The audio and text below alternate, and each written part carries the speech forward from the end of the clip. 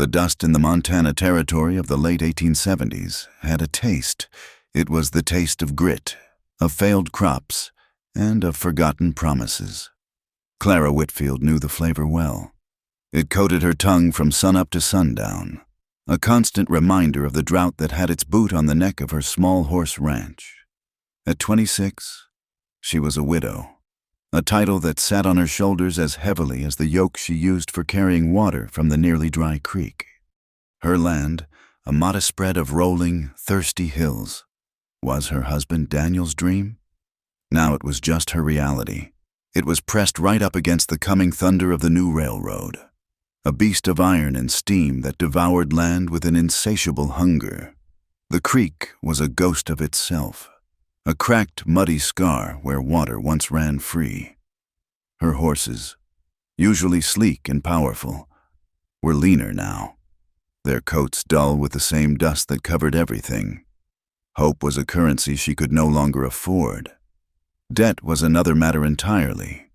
It arrived with the regularity of the sunrise, in the form of tax notices and the predatory gaze of Sheriff Hale. He rode out that afternoon, his star a cheap glint of tin on his chest, his horse kicking up the very soil he'd come to claim. He wasn't alone. Trailing him was Jonas Pike, the son of the railroad baron whose name was a curse whispered by every small landowner in Cedar Ridge. Jonas fancied himself a gentleman, but his eyes moved over Clara's property with the cold calculation of a wolf sizing up a lamb. "Afternoon, Mrs. Whitfield," Hale said, his voice a gravelly drawl that set Clara's teeth on edge. He didn't dismount, a small act of dominance she had come to expect. "Just checking on folks. This drought's a mean one." "We're managing, Sheriff," Clara replied, her hands tightening on the worn leather of a rein she was mending. Her knuckles were raw, her fingernails chipped. She refused to let him see her weariness. Jonas Pike smiled, a flash of white teeth that didn't reach his eyes. "A woman alone has a hard time of it," he said, his tone dripping with false sympathy. "My father, he worries about the well-being of the citizens here. He's authorized me to make you a fair offer for this place, enough to set you up fresh somewhere else, back east. Maybe." The offer was an insult, a fraction of what the land was worth, and they all knew it. It was the railroad's way squeeze a person until they had no choice but to break. "This is my home," Clara said, her voice quiet but firm as bedrock. "It's not for sale." Hale shifted in his saddle. "That's a shame to hear. Taxes are due. The territory doesn't take kindly to folks who don't pay their share, especially when progress is knocking at the door." He gestured with his chin toward the distant, raw gash in the earth where the tracks were being laid. Jonas leaned forward, his voice lowering into what he likely thought was a seductive whisper. "There are other ways to secure your future. Clara, a smart woman knows when to accept a partnership. A marriage can solve a great many problems." The suggestion hung in the dry air, foul and suffocating. He wasn't offering marriage, he was offering a gilded cage, and the price was her home, her freedom, her husband's memory. She met his gaze, her own clear and cold as a winter morning. "I am not in the market for a husband, Mr. Pike. Now, if you'll excuse me, I have work to do." She turned her back on them, a dismissal more powerful than any curse she could have uttered. She heard Hale spit onto the ground before they wheeled their horses around and rode off, leaving a cloud of accusation in their wake. A knot of fear tightened in her stomach. She was alone, and the wolves were circling. Asterisk, asterisk, asterisk. From a rocky outcrop overlooking the valley, Nantan watched them leave, his eyes dark and sharp, missed nothing. He had seen the arrogance of the man with a star and the avarice of the younger one. He had seen the woman's straight spine and the defiant set of her shoulders. He was a ghost in this landscape, a man who belonged everywhere and nowhere. His Apache name, Nantan, meant spokesman, but he had long been silent. He had worn the blue coat of an army scout, believing in the promise of a bridge between two worlds. He had learned their language, their ways, their warfare, and in return, He had watched them break every treaty, had witnessed the casual cruelty inflicted upon his people, herded like cattle onto reservations that were little more than prisons of starvation and disease. The last straw had been the forced march, the wails of the children, the blank eyes of the elders. He had shed the blue coat that day, leaving it folded on a rock in the desert, and walked away. Now he was searching for what remained of his family, a sister, a cousin, anyone who had survived the relocation. His journey had led him here, following a faint rumor, a whisper of a small group that had escaped the soldiers. He carried the weight of a survivor, a quiet sorrow that lived behind his eyes. His search had taken an unexpected turn 2 days ago. He had found tracks small, stumbling footprints beside the larger, shod hoofprints of a stolen horse, the tracks of a child. Following them, he had come to this valley, to this small ranch run by a lone white woman. And he had seen the boy, a small boy with dark hair and the unmistakable features of the people. Nantan's heart had clenched. He recognized the intricate beadwork on the boy's worn moccasins. It was the pattern of his cousin, Atsa. This was her son, Toshin, his own blood. He had watched for 2 days, his training keeping him hidden, his purpose clear. He needed to understand the situation. Was this woman a threat, a captor, or something else? He had seen her treating the boy not as a prisoner, but as a guest. He saw her give the child water before she drank herself. He saw her share her meager meal. It was a language of kindness that transcended words. Still, he remained wary. The frontier was a place of shifting allegiances and sudden violence. That evening, the world changed. The sky, a pale, washed-out blue for months, turned a sickly yellow-brown. The wind began to whisper, then to moan, then to scream. A dust storm, a true black blizzard, was rolling in from the plains. Nantan found shelter in a shallow cave, pulling his worn blanket over his head, and thought of the boy and the woman in the small wooden house below. Clara had seen it coming. She worked with a frantic energy born of experience, herding her few precious horses into the barn, securing the heavy door with a thick wooden bar. She double-checked the shutters on her small cabin, stuffing rags into the cracks around the window frames. The air grew thick, making each breath a chore. Then the storm hit. It was like being swallowed by the earth. A deafening roar filled the world, the wind shrieking like a banshee. Fine. Choking dust forced its way through every defense, coating everything, stinging her eyes, filling her lungs. The small cabin groaned under the assault. For hours, she sat in the near darkness, listening to the fury of nature, a solitary soul adrift in a sea of chaos. When the wind finally began to recede, a strange, eerie silence fell. The world outside was muted, transformed, buried under a blanket of fine silt. Clara pushed open her door, the wood scraping against a newly formed dune. The air was still thick, but breathable.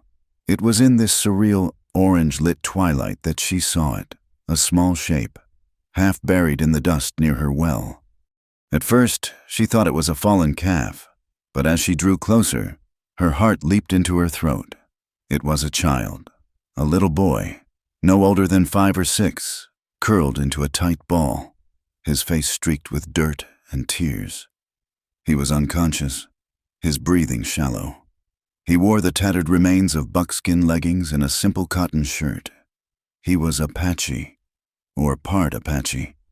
She could tell, a child of the people so feared and hated in Cedar Ridge. Every instinct of self-preservation screamed at her to leave him.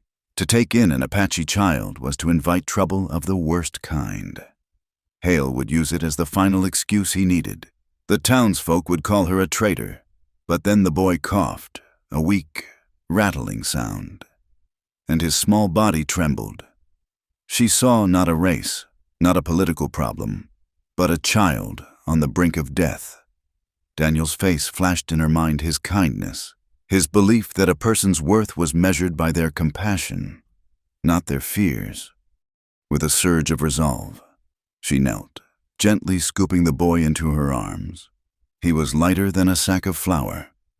She carried him inside, laying him on her own bed. She washed his face with a damp cloth, her touch gentle. She dribbled a few precious drops of water between his cracked lips. He drank weakly, his dark eyes fluttering open for a moment, filled with a terror so profound it made her ache. "It's all right," she whispered.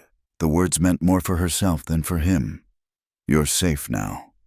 For the next few days, she nursed him. He had a fever that left him delirious, but she stayed by his side, cooling his forehead, coaxing spoonfuls of thin broth into him. He spoke in a language she didn't understand, words of fear and loss. She learned his name was Toshin. He slowly began to heal. The fear in his eyes was replaced by a watchful curiosity. He followed her with his gaze as she moved about the cabin. A small, silent shadow. A tentative trust began to form, a fragile bridge built of shared meals and quiet gestures. Clara knew she had crossed a line. This boy was now her responsibility, another mouth to feed, another life to protect. And in a way she couldn't explain. His presence filled a hollow part of her heart she thought had died with Daniel. From his vantage point, Nantan watched it all. He saw the woman's tireless care. He felt a grudging respect, a flicker of gratitude that warred with a lifetime of suspicion. But he also saw the new danger. The boy's presence at the ranch was a secret that could not be kept for long. Men rode these lands who would ask no questions before putting a bullet in an Apache child. Men who collected bounties offered for renegades. One night, the moon was a sliver in the sky. Clara, unable to sleep, stared out her window into the darkness. A flicker of movement near the corral caught her eye. Her blood ran cold. A tall figure stood in the shadows, still as the stones around him. Her first thought was of Jonas Pike, or one of Hale's thugs, come to terrorize her. She reached for the shotgun she kept loaded by the door, her hands trembling. But as she watched, two other men, rough-looking drifters by their silhouette, crept from the opposite direction, their movements stealthy and predatory. They were heading for the house. Before she could even raise the gun, the lone figure moved. He was a blur of silent motion, intercepting the two men before they had taken 10 steps. There was no grand fight, no exchange of gunfire, just a confrontation of terrifying quiet. She couldn't hear the words, but she saw the glint of a knife in the tall man's hand. She saw the two drifters back away, their posture shifting from predatory to fearful. They turned and practically fled into the night. The lone figure watched them go, then melted back into the shadows as if he were never there. Clara stood frozen, the heavy shotgun in her hands. She didn't understand what she had just seen. But one thing was clear: the watcher in the dark had not been a threat to her. He had been a guardian. The next morning, Sheriff Hale rode up, his face a mask of smug satisfaction. He didn't bother with pleasantries. He held out a piece of paper.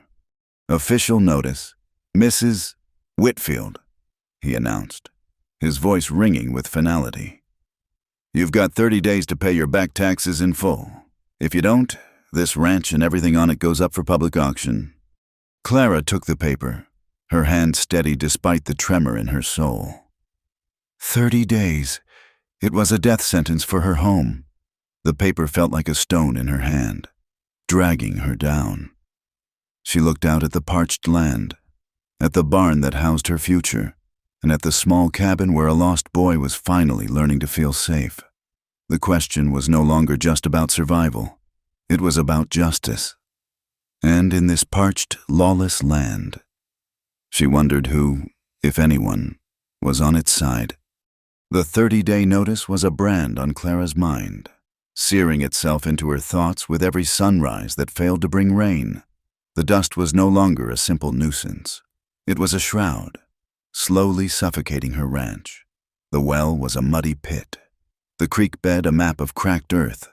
Her horses, the legacy Daniel had left her, were suffering.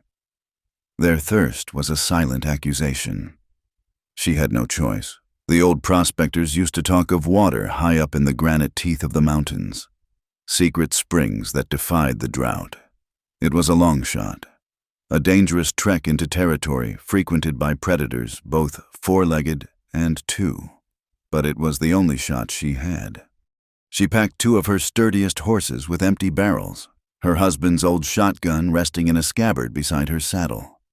Toshin watched her with wide, solemn eyes. Leaving him behind was unthinkable. He would be a helpless target. Taking him was a risk, but he was a piece of her heart now, and she wouldn't leave her heart behind. She lifted him onto her saddle, sitting him securely in front of her. He was small but sturdy, and his presence was a strange comfort, a small, warm weight against the vast emptiness of her fears. They rode for hours, climbing out of the scorched valley into the sparse pine and stubborn scrub of the foothills. The air grew thinner, cleaner. The silence was broken only by the plodding of hooves on stone and the occasional cry of a hawk circling in the vast, indifferent sky. Clara felt a constant prickle on her neck, the feeling of being watched. She scanned the ridges, her hand never far from the shotgun. She remembered the shadow that had protected her, and she wondered if he was out there now. The thought was both unsettling and oddly reassuring. By late afternoon, she heard it, a faint, impossible sound, the murmur of moving water. Hope, sharp and painful, lanced through her. She urged the horses forward, following the sound through a narrow, rocky gorge. And then she saw it. Tucked away in a moss-covered granite bowl was a small waterfall, spilling from a high crevice into a clear, deep pool. It was a miracle, a patch of Eden in a world of dust. Tears pricked her eyes. She slid from the saddle, lifting Toshin down. The boy, who had been quiet for hours, gasped at the sight of so much water, his small face breaking into a rare, beautiful smile, while the horses drank their fill, their sides heaving with gratitude. Clara splashed water on her own face, scrubbing away the layers of grit, the need to be clean. To wash away the filth and the fear of the past weeks was an overwhelming, primal urge. She looked around. The gorge was secluded, a natural fortress of rock. Toshin was happily splashing his feet at the pool's edge. She felt safe, hidden. Unstrapping her gun belt and laying it on a rock, she quickly shed her dusty, sweat-soaked clothes, her movements urgent. The cool water was a shock, a blessing that stole her breath. She submerged herself, the water washing over her skin like a benediction, rinsing the dust from her hair. For a fleeting moment. She was not a widow, not a debtor, not a woman fighting a losing battle. She was just Clara, alive and free under the Montana sky. The snap of a twig shattered the peace. Her head whipped around. A man stood at the entrance to the gorge, frozen in place. It was the Watcher, the Protector, Nantan. He was taller than she'd realized, lean and powerful, his face a study in sharp angles and quiet intensity. His eyes met hers for a fraction of a second, and in them, she saw not lechery or malice, but a mirror of her own shock. He turned his back instantly, a movement so swift and decisive it was an apology in itself.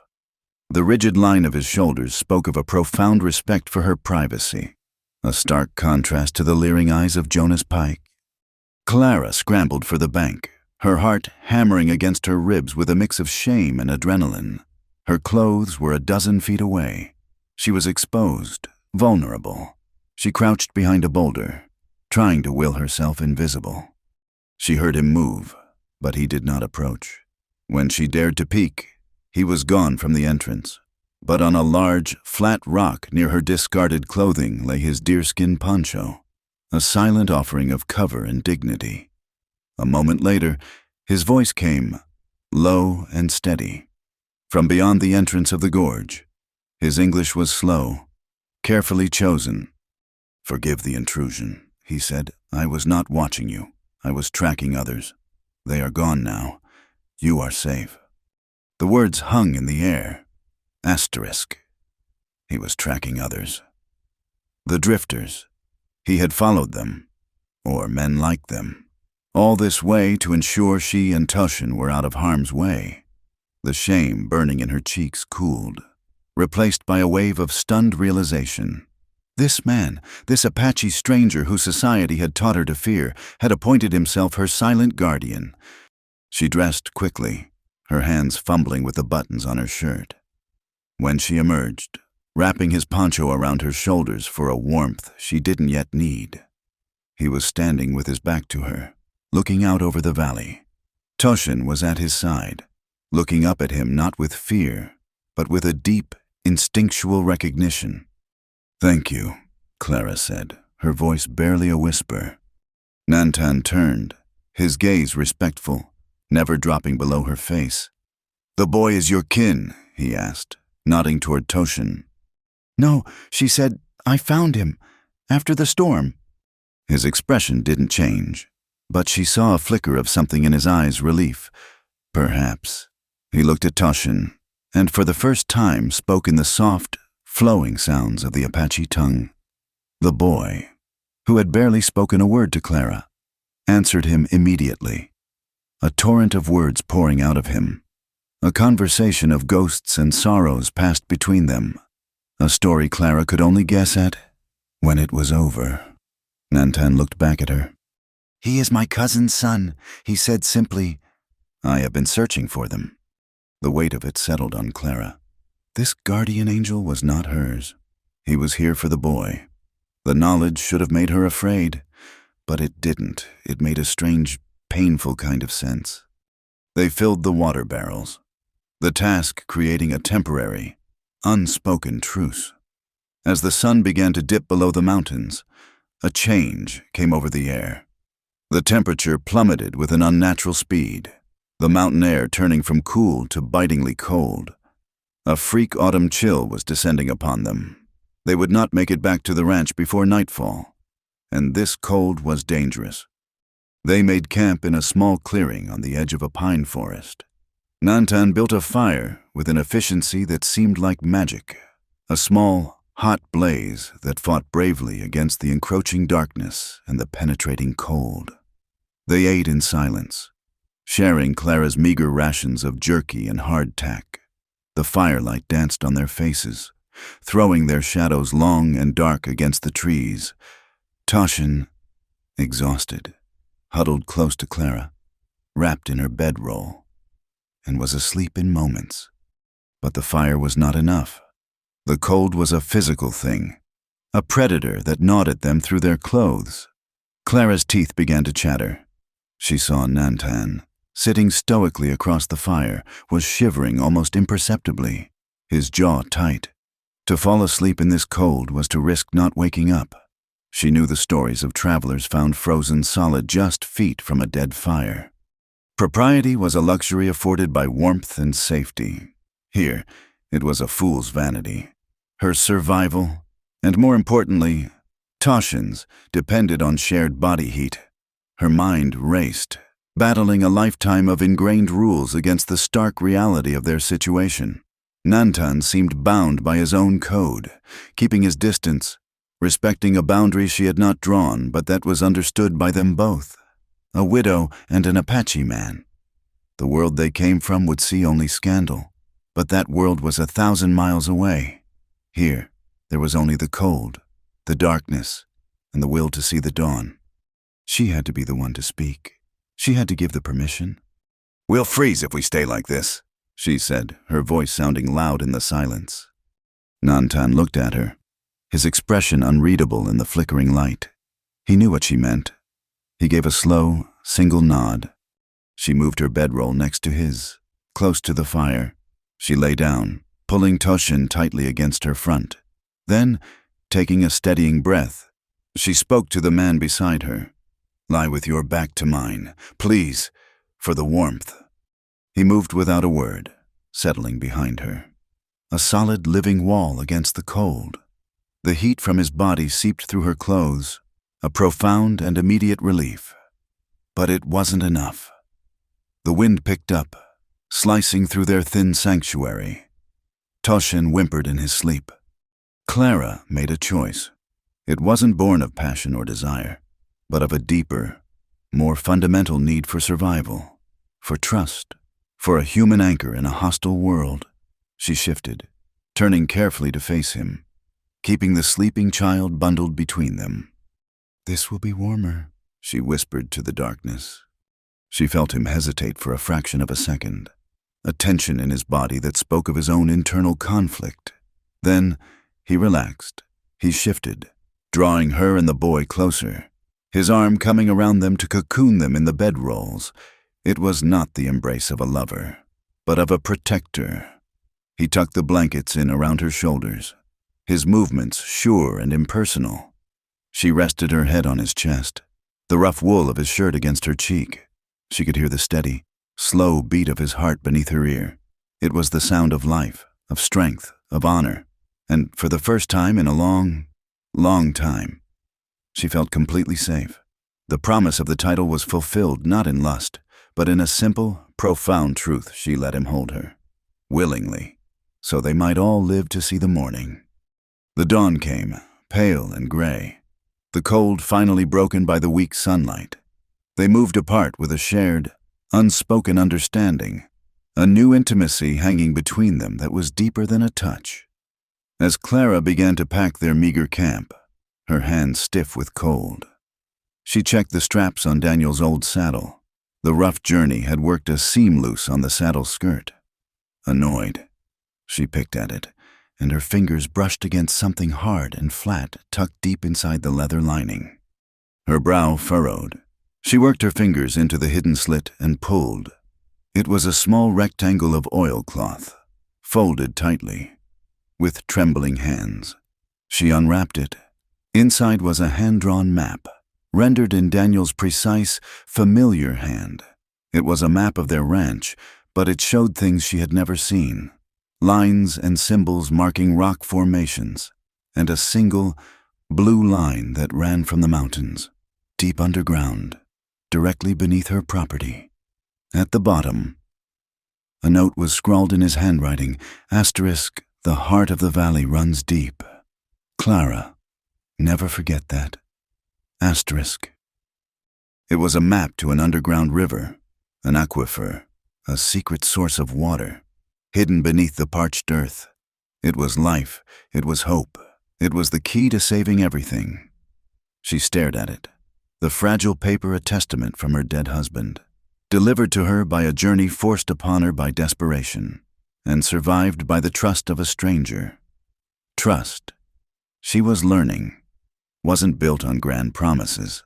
It was seated in the smallest of actions, a turned back, a gifted poncho, and the shared warmth against a killing cold.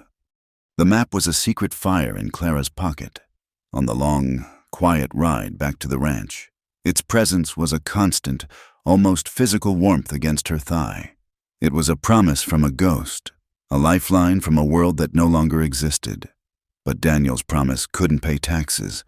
The water, if it was even there, was a future solution to a present crisis. The 30-day notice was the only reality that mattered. Nantan moved around her ranch with a quiet economy of motion that made him seem a part of the landscape. He had not asked to stay, and she had not asked him to leave. Their shared night of survival in the mountains had forged an unspoken pact. He was here for Toshin. She knew, but his gaze also took in the broken fences, the thirsty horses, the 100 small struggles of her daily life. He mended a sagging corral gate with rawhide strips so tight they sang when plucked. He found a patch of stubborn winter grass in a sheltered ravine that she had overlooked. He did not speak of these things. They were simply done. "I have to sell the yearlings," she announced one evening, the words tasting like ash in her mouth. They were sitting by the fire pit outside her cabin. Toshin was asleep inside. The yearlings were her best stock, Daniel's pride, the future of the Whitfield brand. Selling them was like selling off pieces of her own hope. Nantan looked at her from across the flames. He didn't offer pity or platitudes. He simply nodded, his eyes reflecting the fire. They will need to be cleaned. He said, a good coat brings a better price. The next 2 weeks were a blur of hard labor. Together, they worked to get the small herd of 6 young horses ready. Nantan, it turned out, had a gift with them. He moved with a calm patience that soothed their skittish energy. He taught her how to use a curry comb made from a gourd to bring a shine to their dusty coats. They worked in a comfortable silence, a rhythm of shared purpose that needed no words. Clara found herself watching him, the sure way he handled the animals, the straightness of his back, the dignity that clung to him like a second skin. She was no longer just a woman alone.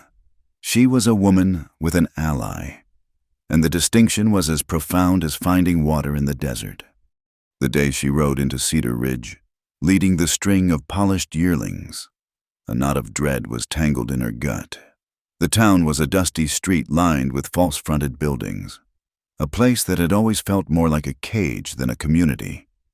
Sheriff Hale was there, as she knew he would be. He wasn't obvious about it. He just leaned against a post outside the saloon, whittling a piece of wood, his eyes following her every move. Potential buyers gathered, their expressions cautious. These were ranchers, men who knew horseflesh. They saw the quality in her animals, the strong lines and clear eyes. But then Hale started his work. He didn't speak to Clara. He just ambled over to a cluster of buyers, his voice a low, carrying drawl. Mighty fine-looking animals, he'd say, loud enough for everyone to hear. Shame about the circumstances. A woman alone, and keeping unusual company out at that ranch. Makes a man wonder if what he's buying is sound or safe. The poison spread instantly. The buyers' gazes shifted, now filled with suspicion. They looked from Clara to the horses and back again, their interest curdling into distrust. Their offers, when they came, were insults. They picked at imagined flaws. They spoke of the risk. They tried to use her desperation against her. Clara felt a hot surge of anger. The meek widow who had first faced Hale was gone. In her place was a woman who had survived a killing cold and faced down her own fear. She squared her shoulders, her voice ringing out clear and steady. "These horses are from the Whitfield line," she declared, pitching her voice to Carrie. "My husband's name was known for quality, and I have upheld it. You know a fair price. Pay it, or I'll ride them back home and we'll see who the drought takes first." It was a gamble, a piece of sheer bluff, but her defiance caught them off guard. One rancher, an old man with honest eyes, stepped forward and named a real price. Another followed. She haggled. She countered. She fought for every last dollar, her mind sharp, her resolve like iron. By the time the sun was high, all 6 yearlings were sold. She didn't get what they were worth, not by a long shot, but when she counted the money, her hands trembling slightly. It was enough, just enough to pay the taxes. Her first stop was the telegraph office to wire the money to the territorial capital. Her second was May Henderson's general store. The bell above the door chimed, and the familiar scent of coffee beans, leather, and dried apples enveloped her. Mrs. May. A woman whose face was a roadmap of 60-odd years on the frontier, looked up from behind the counter, her shrewd, kind eyes taking in Clara's dusty clothes and the weary set of her jaw.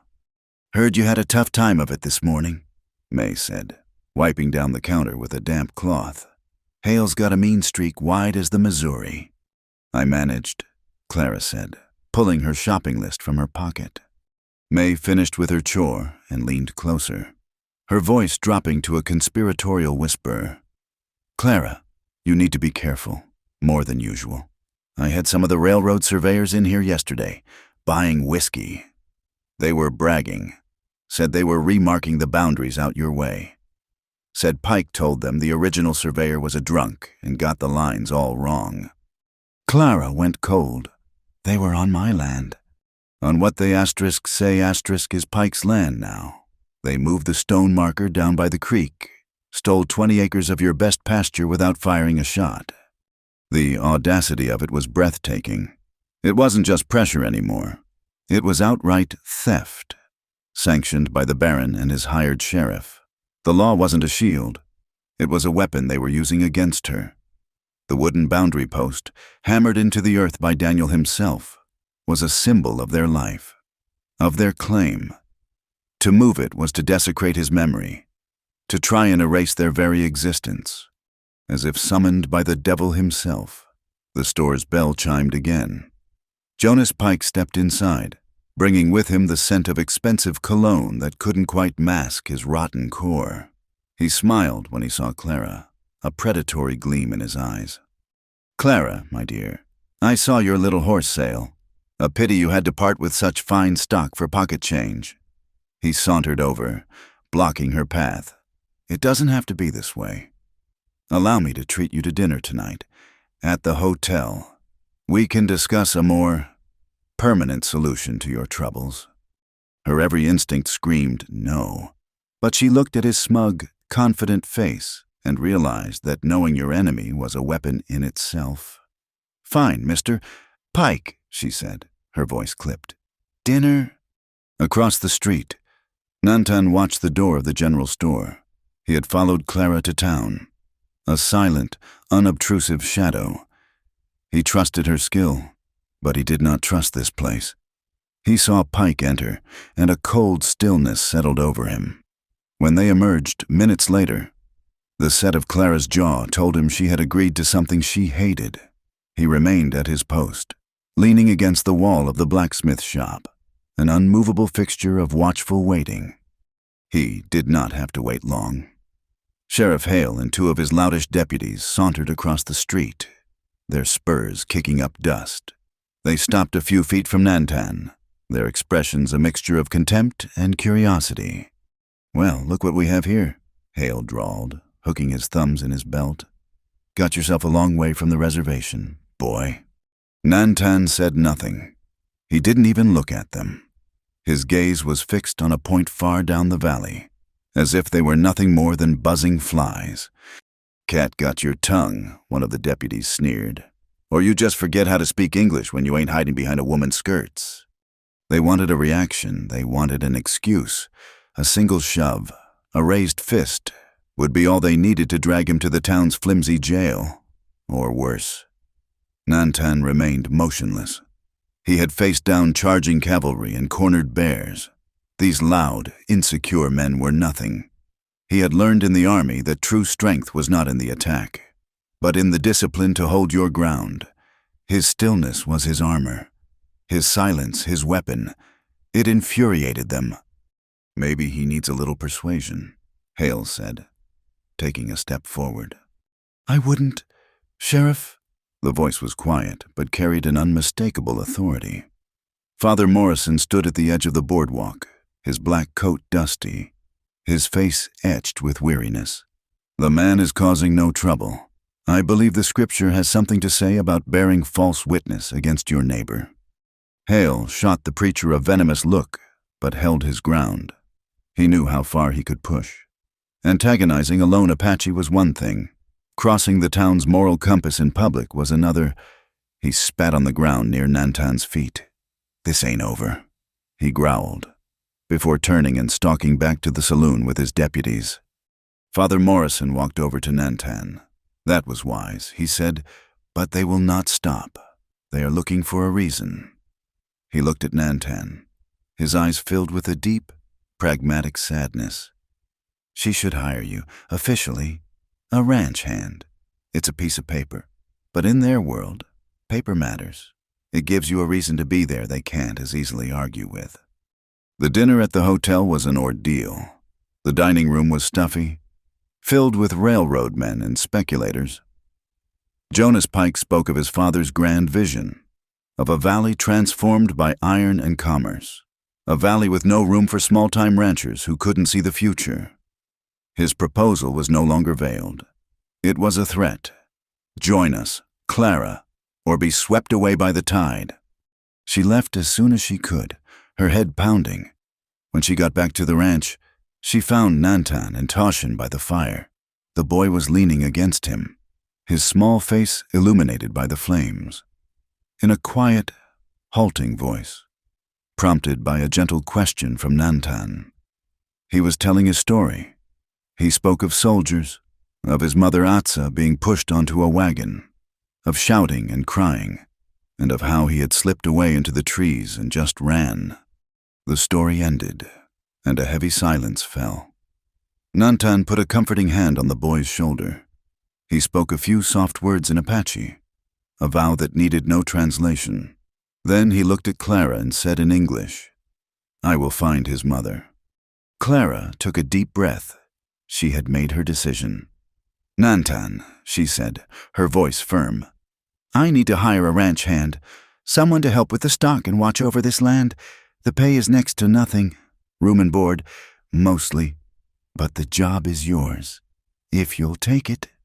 It was Father Morrison's practical advice, but it was also something more. It was a formal declaration of alliance, a line drawn in the dust. He was no longer a shadow, a stranger. He was a part of this place. He looked at her, then at the sleeping boy, and gave a single, solemn nod. Later that night, long after the moon had risen, Clara realized she was out of kerosene for the main lamp, not wanting to wake anyone. She saddled a horse and started the ride back toward Cedar Ridge, hoping May's store might still be lit.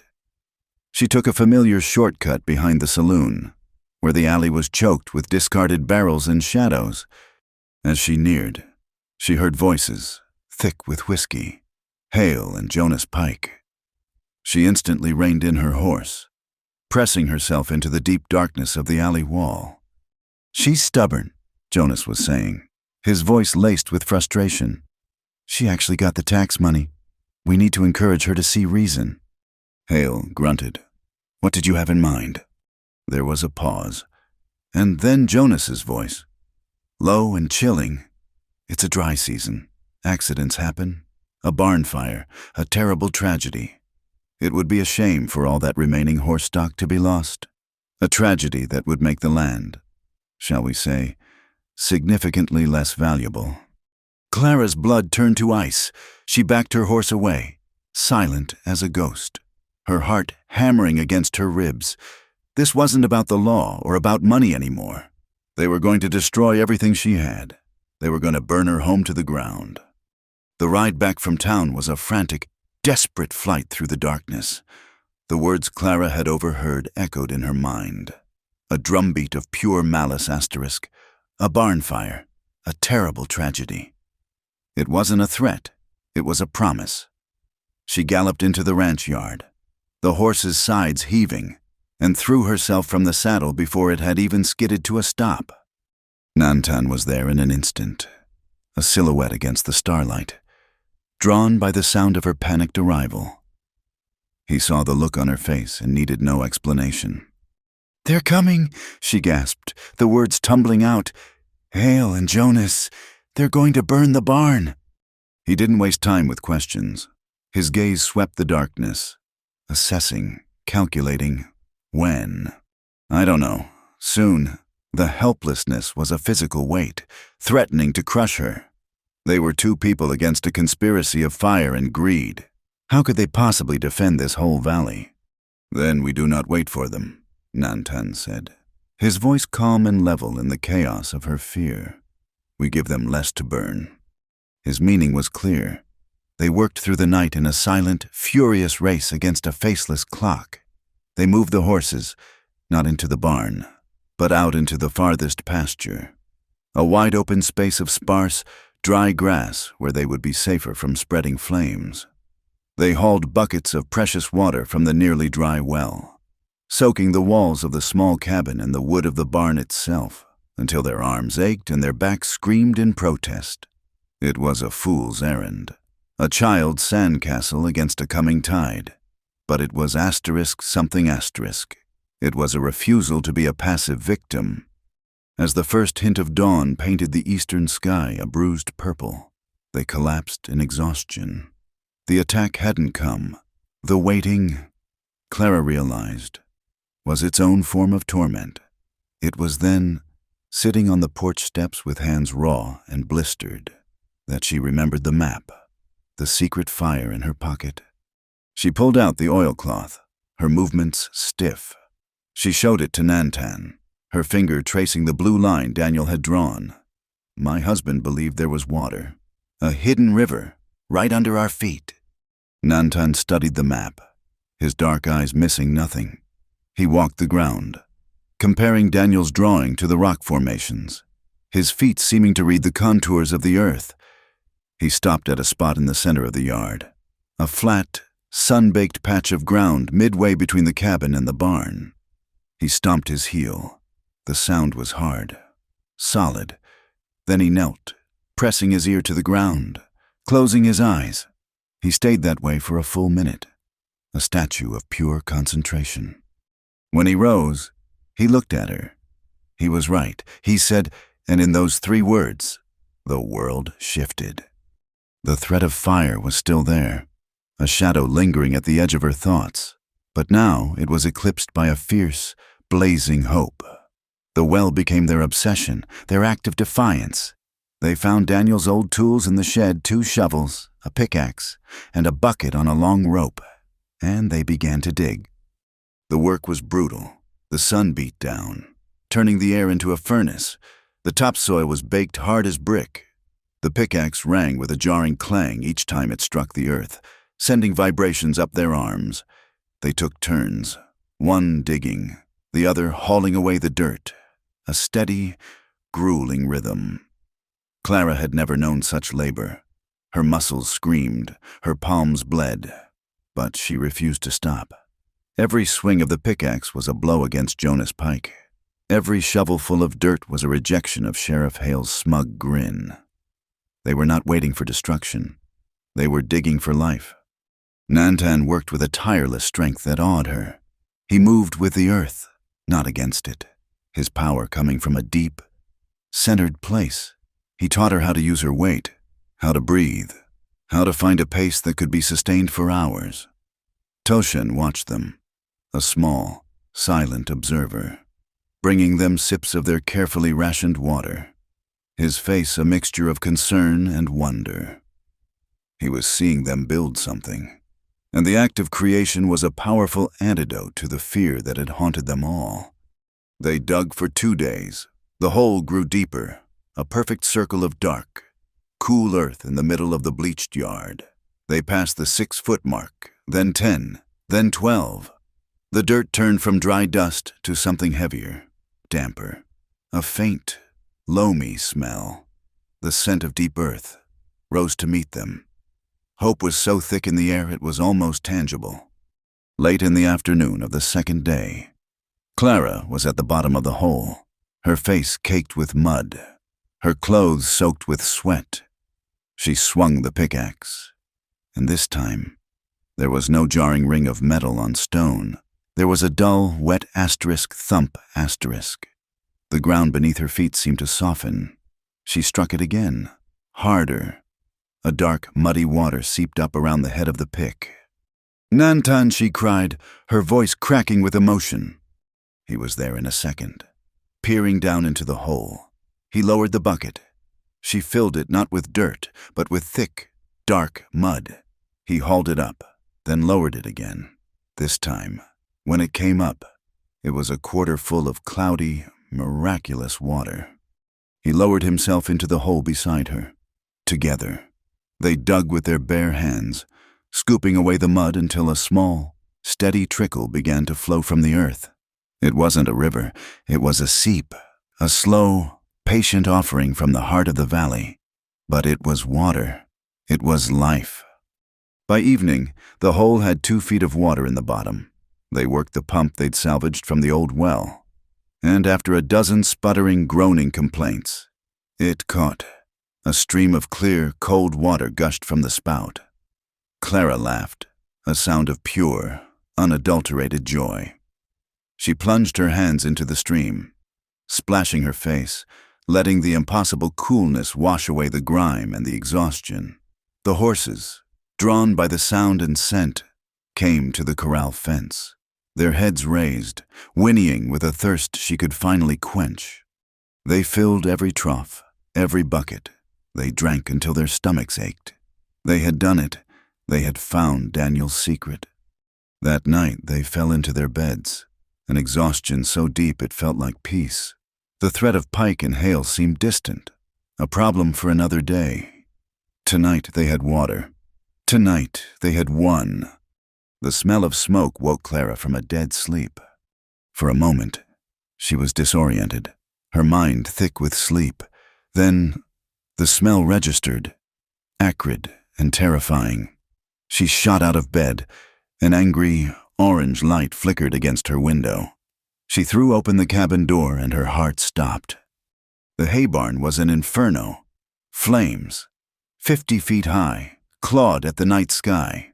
A roaring, monstrous beast devouring the building whole. The heat was a physical blow, even from 100 feet away. They had done it. The cowards had waited until they were asleep, until they were celebrating their small victory, and they had come to burn it all down. Nantan was already outside, a bucket in each hand, his face a grim mask in the hellish light. The horses, he yelled over the roar. Panic seized her, cold and sharp.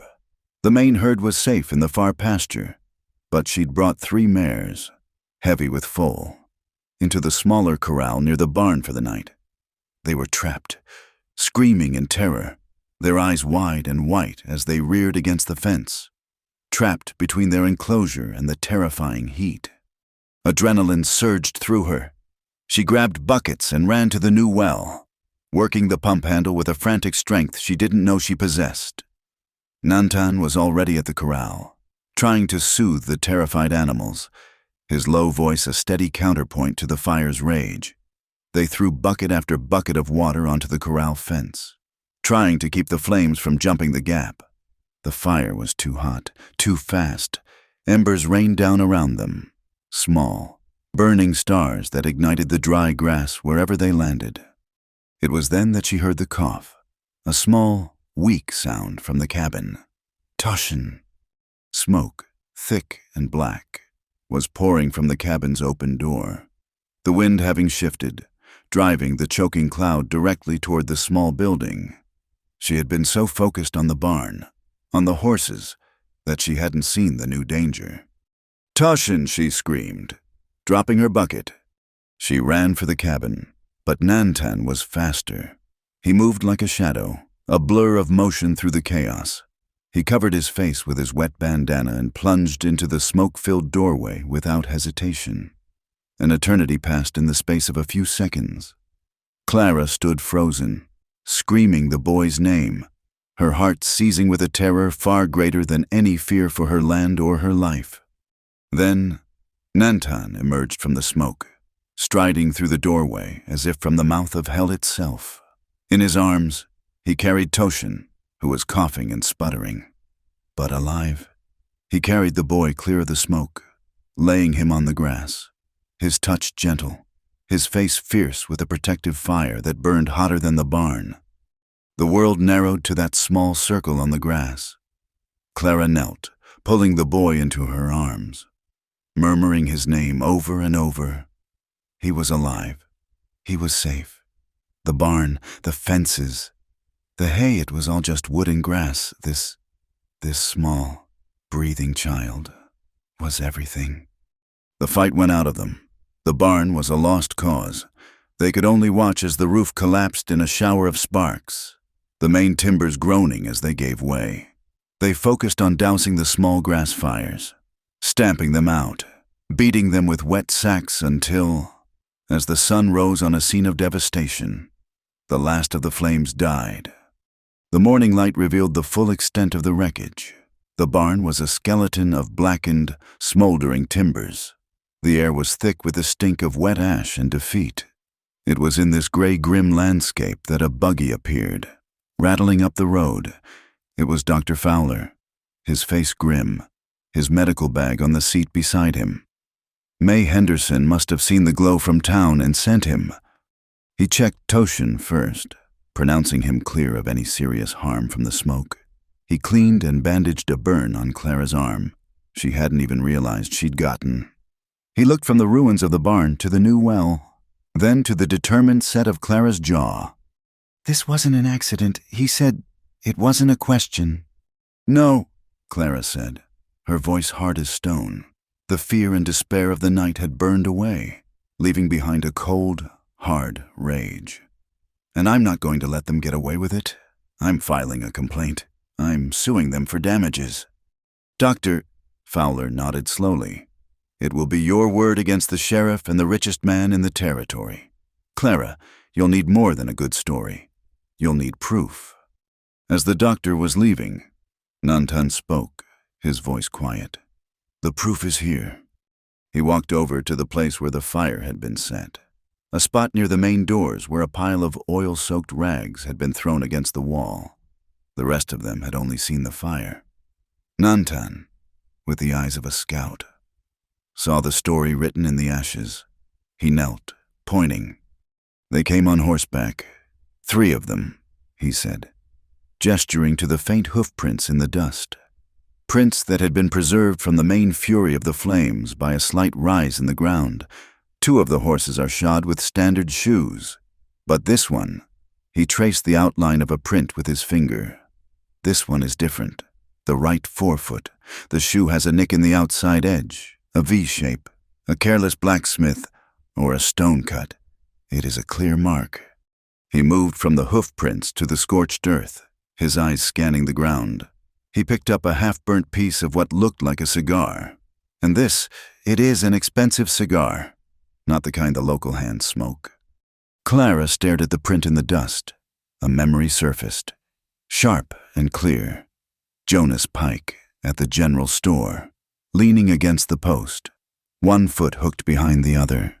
She remembered the sunlight glinting off his expensive, polished boots, and off the silver concho on his saddle. And she remembered seeing his horse, a big, black gelding, lifting its forefoot. She had idly noticed its shoe, a small, V-shaped nick in the outer rim. She looked at Nantan, her eyes wide. He knew. He had just handed her the weapon she needed. The ashes of her barn were not the end of her story. They were the proof of the truth. They had tried to bury her in ruin, but they had only succeeded in giving her the evidence to dig her way out. Filing a lawsuit in a town like Cedar Ridge was like trying to lasso a whirlwind. There was no courthouse, no robed judge, only a dusty grain warehouse and the town's portly mayor, Elias Thorne, who had been pressed into service as a justice of the peace. Thorne was a man who valued commerce over conflict, and he looked deeply uncomfortable sitting on a makeshift bench behind a table laden with property deeds and a half-empty bottle of whiskey. The entire town seemed to be crammed into the cavernous space. The air was thick with the smell of grain dust, sweat, and simmering resentment. The spectators were a jury of whispers, their loyalties visibly divided. On one side stood the ranchers and small folk who had felt the railroad's boot on their own necks, their faces grim and watchful. On the other were the railroad employees, the saloon loafers, and those who profited from Baron Pike's patronage, their expressions ranging from smug to openly hostile. Jonas Pike sat near the front with 2 of his father's lawyers, looking bored and untouchable. Sheriff Hale stood by his side, his hand resting on his pistol, a tin star on a corrupt heart. Clara stood before them, Nantan at her side. She had insisted he be there, not as a witness at first, but as her partner in this fight. His presence was a silent declaration that she would not be intimidated. Mayor Thorne, Clara began, her voice clearer and stronger than she'd felt it could be. On the night of the 14th, my hay barn was intentionally set on fire. My life and the life of the child in my care were endangered. I am here to accuse Jonas Pike and Sheriff Hale of arson and conspiracy to drive me from my land. A wave of murmurs rippled through the crowd. Jonas Pike chuckled softly, as if at a child's fanciful tale. Hale stepped forward, his expression one of theatrical disbelief. This is an outrage. This woman has no proof, only the word of... He turned and pointed a dramatic finger at Nantan. Of this man, an Apache vagrant, a former army scout who was dismissed for his aggressive tendencies. How can we trust the word of a man bred for savagery? The poison in his words was potent. Clara saw the faces of some townsfolk harden with prejudice. She saw the fear in others. Hale was playing his strongest card. "I have more than his word," Clara countered, her voice ringing with newfound authority. She presented a carefully sketched drawing. "This is a rendering of a hoof print found at the scene. It shows a distinctive V-shaped nick on the right foreshoe, a mark that I, and others, can testify is on Mr.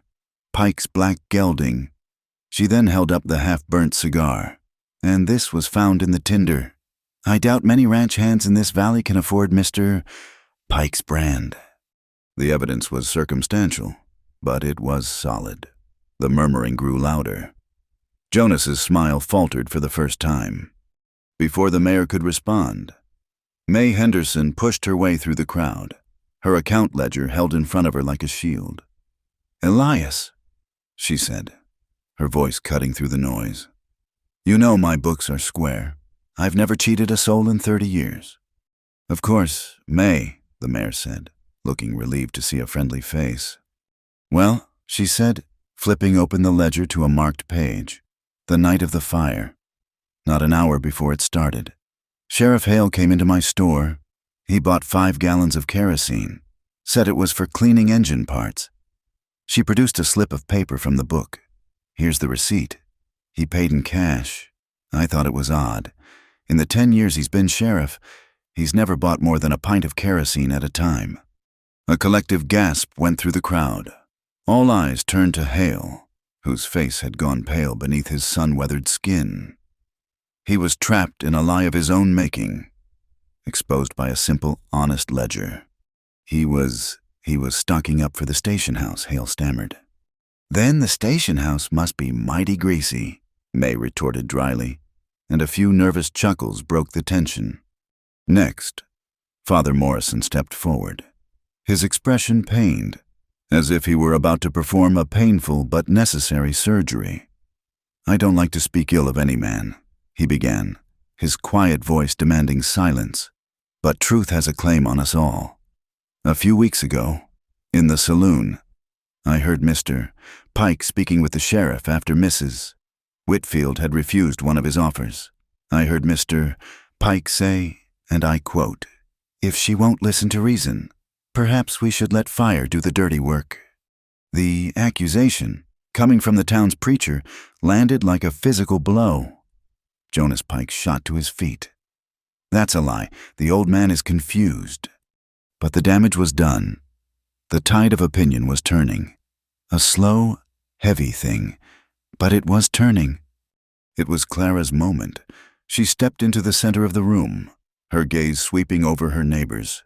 "This isn't just about my barn," she said, her voice resonating with a passion that came from the very core of her being. "This is about my water, the well my husband and I dug. It's about the boundary stone they moved in the dead of night to steal my pasture.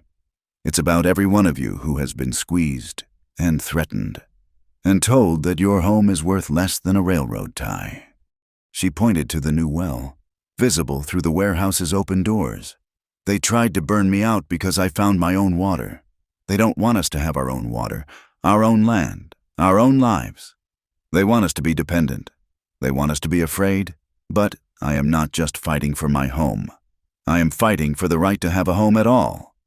The ranchers and farmers looked at one another, a dawning recognition in their eyes. She was speaking their language, their fears, their secret resentments. Mayor Thorne, looking increasingly overwhelmed, turned to Nantan. "And you, sir, Hale claims you are a dangerous man. What have you to say?" Nantan stepped forward. He did not look at Hale. He looked at the faces in the crowd, the anxious, the angry, the fearful. He was no longer a shadow. He was a presence. He had become his name. "I have seen my home taken," he said, his English slow but powerful, each word carefully chosen. "I have seen my people, the Chiricahua, marched from the lands where my ancestors are buried. We were not driven out by fire, but by soldiers and pieces of paper with lies written on them. The pain is the same. A man's home is his heart. The man who steals it is a thief. It does not matter what language the man speaks or what color his skin is. He finally turned his gaze to Hale, his eyes like black flint. You call me a savage because I would defend this woman's home, but I am here because I believe in justice, and justice should not have a color. It was a speech unlike any they had ever heard. It shamed the prejudice in the room, elevating the conflict from a simple land dispute to a question of universal morality. But Hale, desperate, saw one last opening. Noble words, he sneered, from a man who stalks lone women in the wilderness. Before Clara could stop herself, she moved. She walked to the bench where Nantan had left his deerskin poncho. She picked it up, the worn, soft leather a familiar weight in her hands. She held it up for all to see. Sheriff Hale calls this man a stalker, she said, her voice low but carrying to every corner of the warehouse. I want to tell you what kind of stalker he is. The room went completely silent. Weeks ago, I was in the mountains, desperate for water. I found a secluded waterfall. I was alone, and I was bathing. A shocked whisper went through the crowd. She ignored it, her eyes locked on the mayor. This man came upon me by accident. He saw me, and in that moment, when I was at my most vulnerable, he did not stare. He did not approach. He turned his back instantly. He walked away. And he left this. She held the poncho higher on a rock near my clothes, so that I could cover myself and keep my dignity. She let the words hang in the air. A truth so simple and powerful, it dwarfed all of Hale's blustering accusations. That is the character of this man, she finished, her voice thick with emotion. He protected my honor when no one was watching. Jonas Pike and Sheriff Hale tried to destroy my home when they thought no one was watching. Now, you tell me, Mayor, who are the savages here? It was over. The collective soul of the town had shifted. The faces that had been hostile were now filled with shame. The faces that had been fearful were now filled with a dawning courage. They turned as one to look at Hale and Pike, and what the two men saw in their eyes was a verdict far more damning than any the mayor could deliver. Mayor Thorne, seeing the will of the people, finally found his spine. He banged a hammer he'd grabbed from a nearby toolbox on the table. Order, order. He stood, puffing out his chest. In light of this testimony, Sherman Hale, I find you complicit in this cowardly act. I hereby strip you of your office and your badge. You are under arrest. Two burly ranchers stepped forward, pulling the star from Hale's chest and grabbing his arms. For the first time, raw fear showed on the ex-sheriff's face. And I am issuing a warrant for the immediate arrest of Jonas Pike on the charge of conspiracy and arson, the mayor declared. But as the ranchers turned toward Jonas, the chair where he had been sitting was empty. In the commotion of Hale's arrest, he had vanished. A man burst in through the back door of the warehouse. He's gone, the man yelled. Pike, he slipped out the back, rode out of town like the devil was on his tail. Heading west, he swore he'd be back, and that next time, he'd bring enough hired guns to burn Cedar Ridge to the ground. A cold dread replaced the triumphant mood in the room. They had won the battle of truth, but in doing so, they had just started a war. The victory in the grain warehouse felt like a fragile truce, not a lasting peace. Jonas Pike's final threat hung over Cedar Ridge like the shadow of a hawk, a promise of violence that made the air feel thin and brittle. Every day was a holding of breath. Clara and Nantan worked to rebuild, their hammers echoing in the valley as they framed a new, smaller stable. But their eyes were constantly scanning the horizon. The community, emboldened by their stand, offered help. Men came to raise the timbers, and women brought food, their actions a quiet rebellion against the Pike dynasty. But everyone knew this was just the calm before a more violent storm. The storm, when it came, was not the one they expected. It arrived not on horseback with guns blazing, but from the sky, a silent, creeping thief of warmth. An unseasonably early snow began to fall, soft and deceptively gentle at first. Clara, Nantan, and Toshin had ridden up to the high pastures to drive the main herd down into a sheltered canyon. The first flakes were a curiosity, melting on the horses' manes.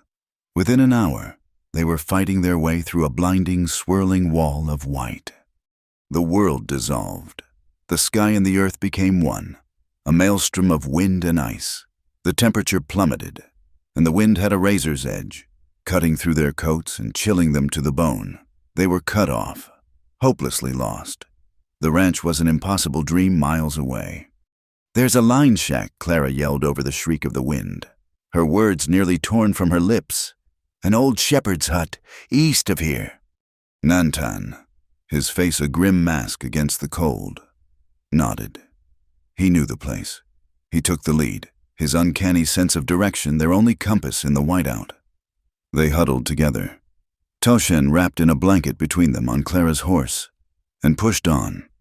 The shack, when they finally stumbled upon it, was little more than a dark smudge against the snow. It was a small, one-room cabin of rough-hewn logs, half buried in a drift. But to them, it was a palace. They managed to get the horses into a small, three-sided lean-to behind the shack before plunging into the relative quiet of the interior. The cold inside was almost as bitter as it was outside, but at least they were shielded from the wind's relentless assault. The shack was bare, containing only a crude stone fireplace, a rickety table, and 2 bunks built into the wall. Their supplies were meager: a few strips of jerky, a half-full canteen, and the coffee and hardtack in their saddlebags. It was barely enough for one day, let alone a siege by a blizzard. Nantan, with his customary efficiency, scraped together what little dry kindling he could find in the corners of the shack and coaxed a small, sputtering fire to life in the hearth.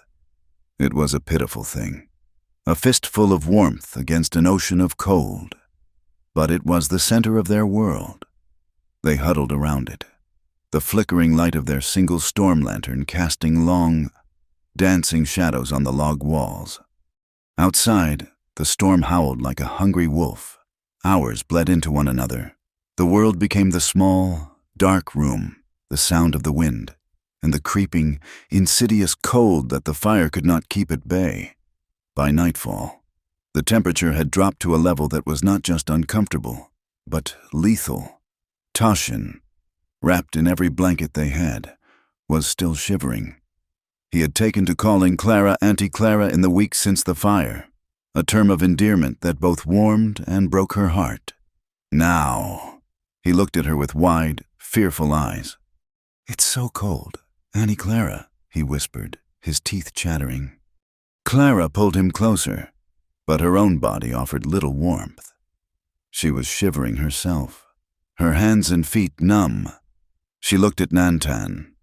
He sat across the small fire, stoic and still, but she could see the tension in his jaw, the way he held his arms tightly around himself. Their situation was dire. The fire was dying, their fuel almost gone.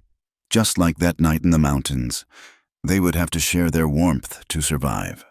But this was different. The trust between them now was a deep and proven thing, a bedrock forged in fire and testimony.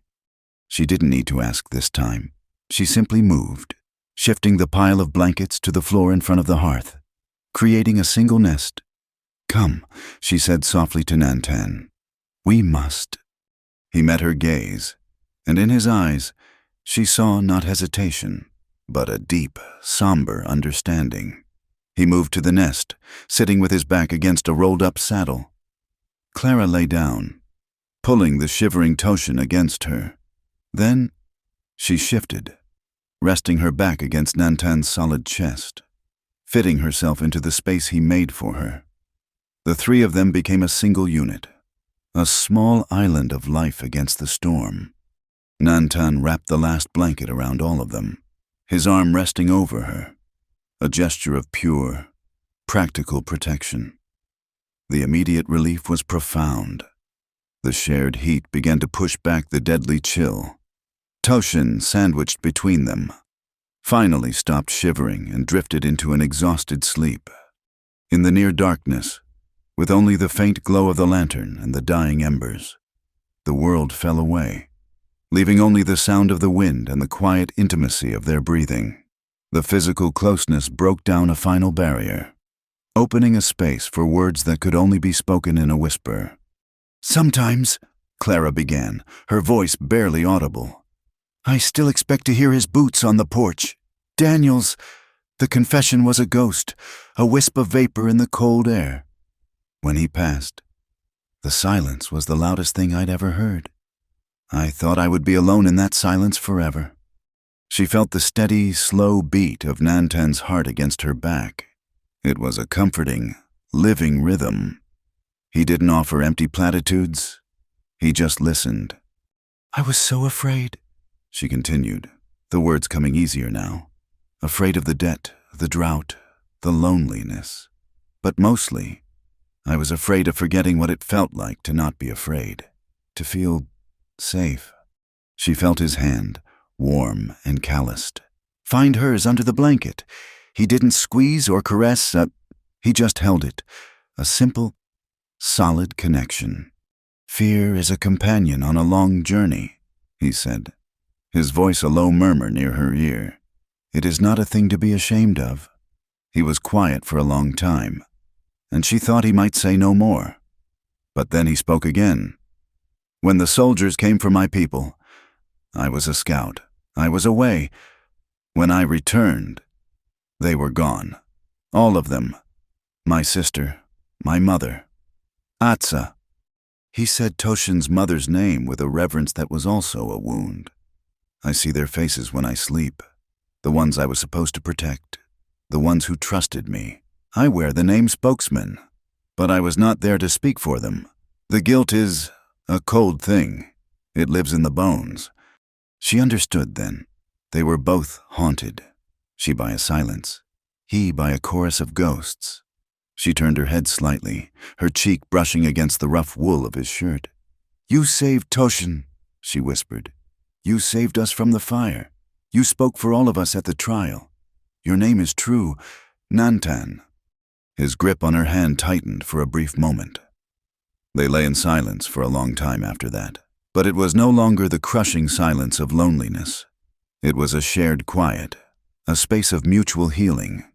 They were two survivors, from two different worlds, finding shelter not just from a storm, but from the wreckage of their own pasts. The intimacy between them was not about desire. It was about recognition. It was the profound and courageous act of letting another soul see your scars. As the first gray light of dawn began to seep through the cracks in the walls, Clara felt a subtle shift in the air.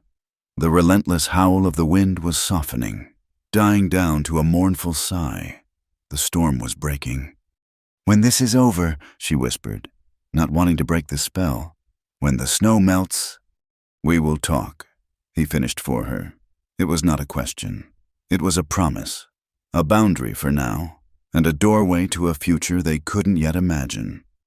The day passed in a slow, tired haze. By the next morning, the storm had passed completely, leaving behind a world transformed, buried under a thick, pristine blanket of white. The silence was absolute, breathtaking.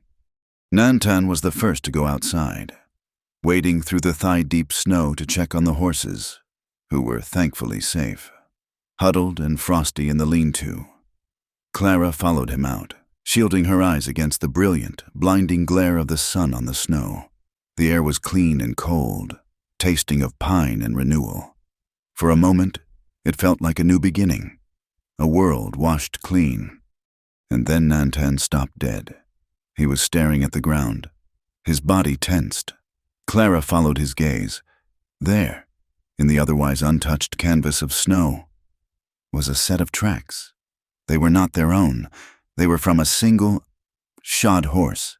They circled the shack in a wide, deliberate arc, the prints deep and clear in the new snow. The rider had come during the night, while the storm still raged. They had watched the shack, a silent, menacing sentinel in the blizzard. The tracks then led away, disappearing into the trees, heading west. The feeling of peace shattered, replaced by an icy dread that had nothing to do with the cold. The war had not been postponed. It had followed them here. Jonas Pike's hired guns were no longer a distant threat. They were out there, in the woods, and they knew exactly where to find them. The journey back from the line shack was a descent into a changed world. The snow, beautiful and silent from a distance, was a treacherous, exhausting obstacle. Every step was a struggle. The ominous tracks they had found were a constant, unspoken presence between them, a promise of violence lurking beneath the pristine white landscape. They pushed the horses hard, a sense of urgency coiling in their guts. The sun was a pale disk in a hazy sky, and a thick ground mist began to rise as they neared the valley floor, shrouding the familiar landmarks in an ethereal, ghostly veil. They saw the ranch at dawn. The half-built stable was a dark skeleton against the snow, the cabin a lonely sentinel.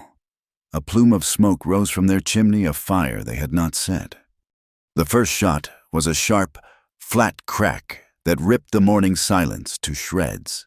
A spray of snow erupted just feet from Nantan's horse. Ambush. "Get down."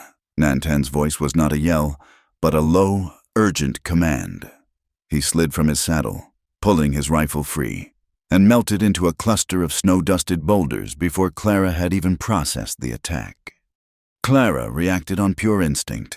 She yanked her horse's reins, pulling the animal and the terrified Toshin behind the solid cover of the woodpile. Another shot whizzed past her head with an angry buzz. They were pinned down, exposed. The attackers were hidden in the mist-shrouded rocks on the ridge overlooking the ranch, the same ridge from which Nantan had once watched her. "The cabin," Nantan called out, his voice seeming to come from the rocks themselves. "Get the boy inside. I'll give you cover." He fired twice, the rifle's report echoing across the valley. The shots were not aimed to kill, but to suppress, to force the unseen gunmen to keep their heads down. Clara didn't hesitate. She scooped Toshin from the saddle, his small body rigid with fear, and ran, her boots sinking deep in the snow. She ran a broken, zigzagging path, her heart hammering against her ribs. The cabin's door the only goal in her universe. The air sang around her as bullets tore through the space she had just occupied. She threw herself through the doorway, landing hard on the rough plank floor with Toshin shielded beneath her. She scrambled to the window, her father's heavy shotgun in her hands. Peering through the grimy glass, she could see nothing but swirling mist and the vague, dark shapes of rocks. The fight was a battle of sounds and shadows, the sharp crack of the ambushers' rifles, the deeper boom of Nantan's, and the terrifying whistle of lead cutting the air. Nantan was a ghost in the snow. He moved from rock to tree to the half-finished stable, never staying in one place for more than a moment. He was using the terrain, the poor visibility, his scout's knowledge of every dip and fold in the land, to make one man seem like five. He was drawing their fire, making them reveal their positions.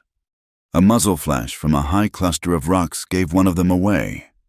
Before the shooter could fire again, Nantan's rifle spoke. A single, choked cry echoed from the ridge, and then silence from that position. One down. Clara's role was to watch the direct approach to the cabin. Her shotgun was useless at long range, but devastating up close. She was the last line of defense for the boy, who was now huddled under the table, his hands over his ears.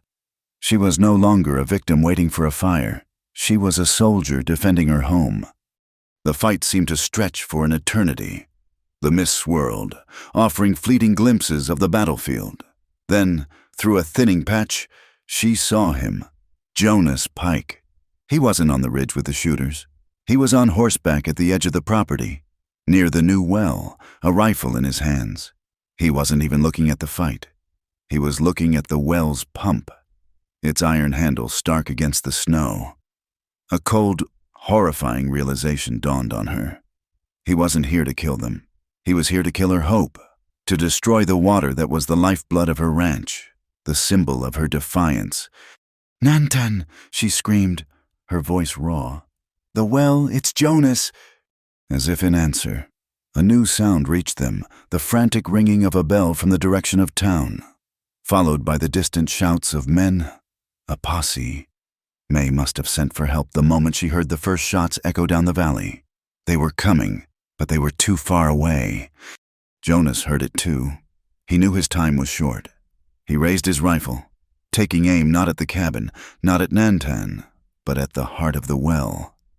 In that split second, Clara didn't think. She acted. She burst from the cabin door, leaving the relative safety of its walls, and ran toward the well, placing her own body between Jonas and his target. It was an insane, suicidal act, born of a love for her home that was fiercer than her fear of death. "No!" she screamed, her arms spread wide, a human shield for a hole in the ground. She saw the flash from Jonas's rifle. Time seemed to slow, the world narrowing to the small, dark muzzle and the space between them. Then, a force like a charging bull slammed into her from the side. Nantan, his face a mask of furious desperation, had abandoned his cover and launched himself at her.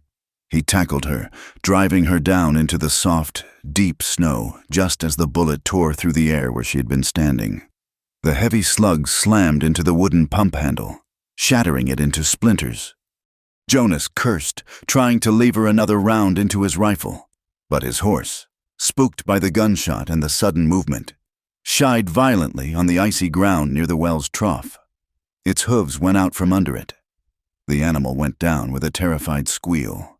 Throwing Jonas from the saddle, he landed hard, his rifle flying from his grasp, and lay stunned in the snow. It was over.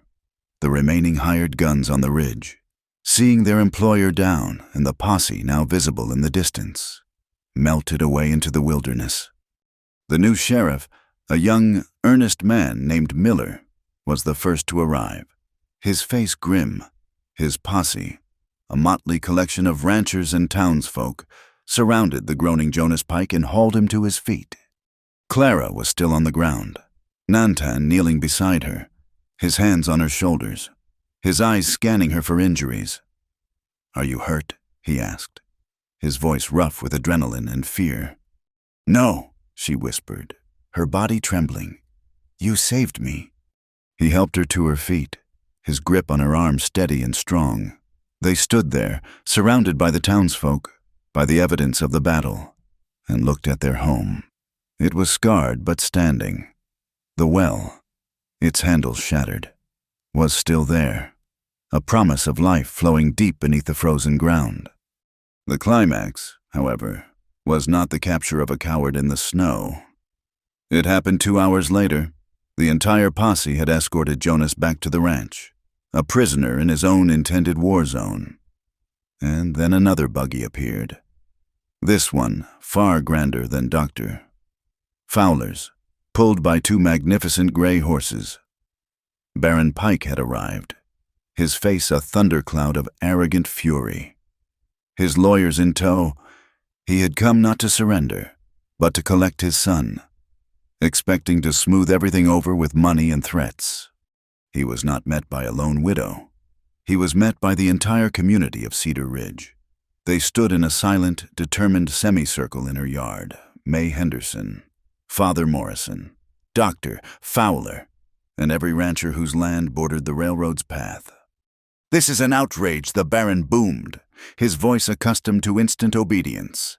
"I demand you release my son immediately." "Your son tried to commit murder, Baron," Sheriff Miller said, his hand resting on his pistol, "after burning this woman's barn to the ground." "Lies and slander," one of the lawyers snapped. It was Clara who stepped forward, Nantan a silent, solid presence just behind her. She was no longer afraid of this man. "Your son shot at me, Mr. Pike. He tried to destroy my well. Your sheriff tried to steal my land. Your campaign of terror in this valley is over." "You have no proof," the Baron roared. "We have a confession," Miller said calmly. "The hired man we'd found on the ridge decided to talk in exchange for a lighter sentence. He named Jonas. He named Hale. And he named you as the one paying for it all." The Baron's face went white.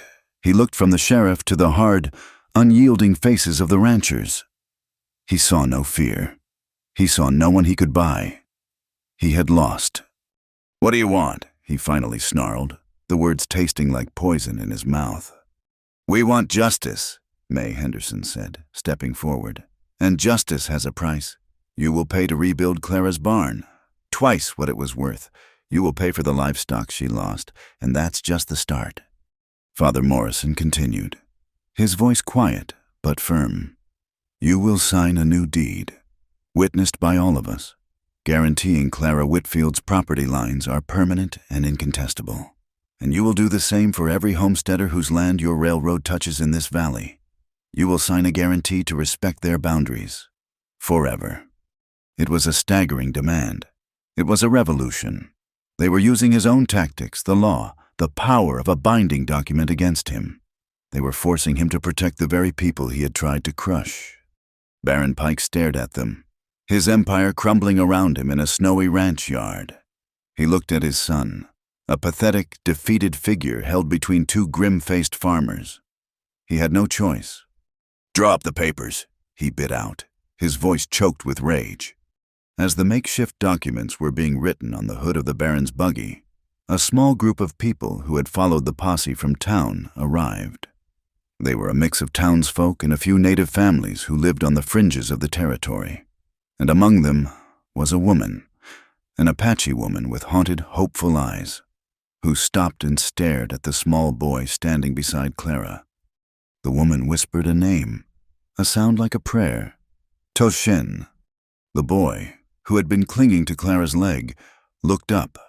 His eyes widened.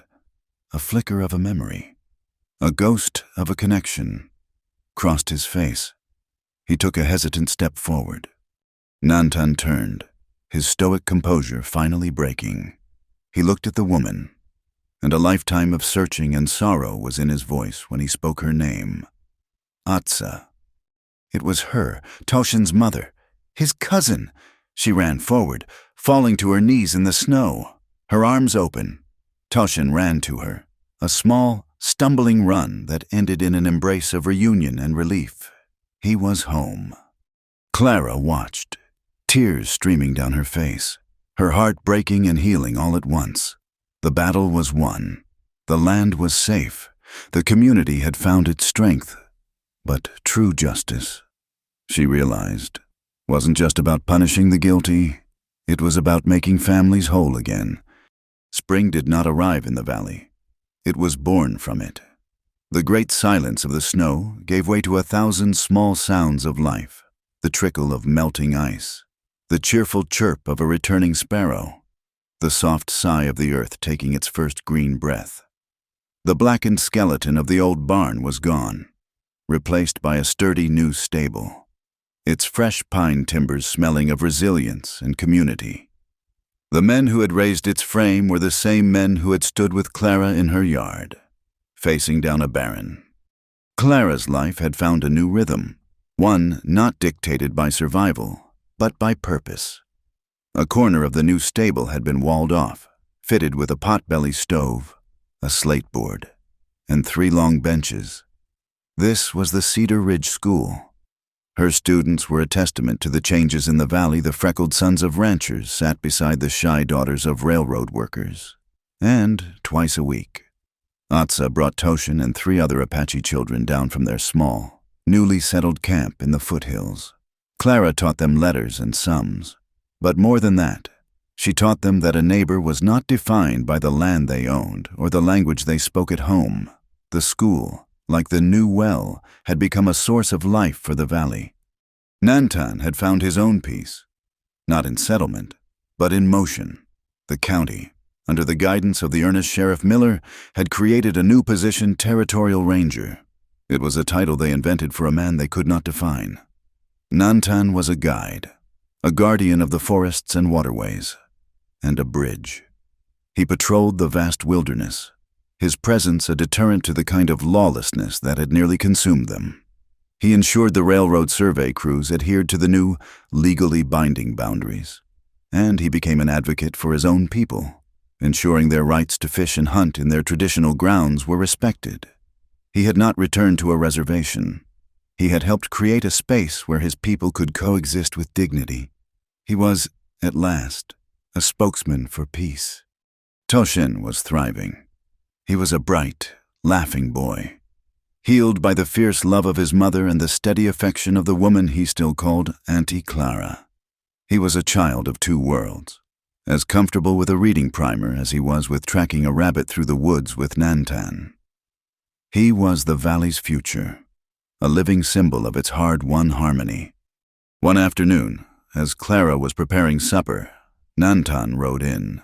It had been nearly a week since she'd seen him. He brought news and a quiet question in his eyes. "The creek is running high," he said, accepting a dipper of cool water from the well. "And the spring near Atsa's camp.